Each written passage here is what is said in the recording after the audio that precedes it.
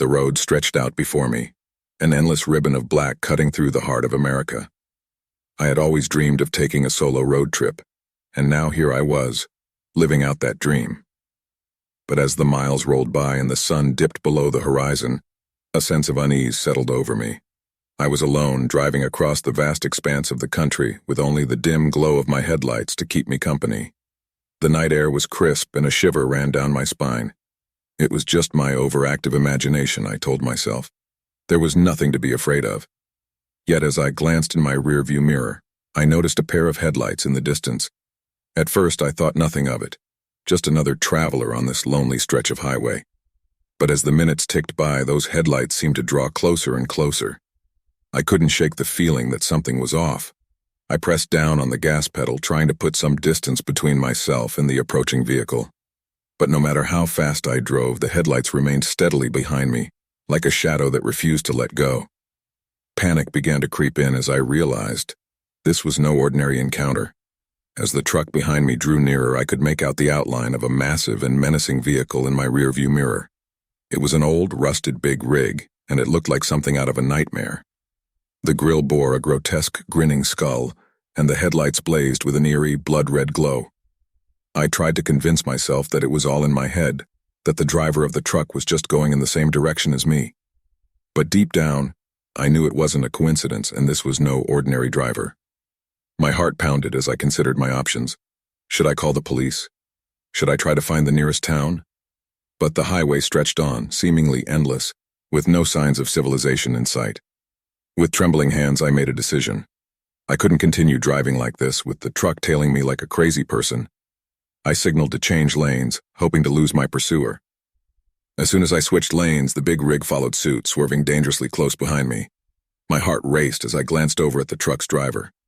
The cab was shrouded in darkness, and I couldn't make out any details, but I could feel their terrifying gaze burning into me. I pushed my car to its limits, my foot heavy on the gas pedal, but the truck stayed with me, always just a few feet behind. Panic and despair washed over me as I realized there was no escape, no help in sight, and nowhere to hide.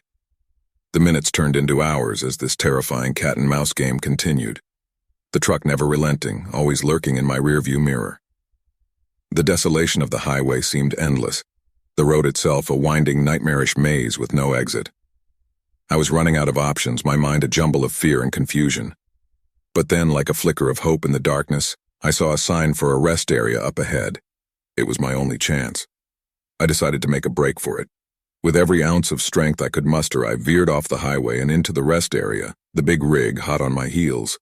My heart pounded as I parked my car behind a cluster of empty trucks, hoping to lose my pursuer among the shadows. I turned off my headlights and huddled low in my seat, praying that whoever was behind the wheel of that truck wouldn't find me. Minutes turned into hours as I waited in the darkness, my senses heightened to the smallest sound. And then I heard it, a low, ominous rumbling, the sound of the big rig circling the rest area, like a predatory beast hunting its prey. My heart sank as I realized there was no escape. The night stretched on, the minutes feeling like hours, and the fear never leaving me.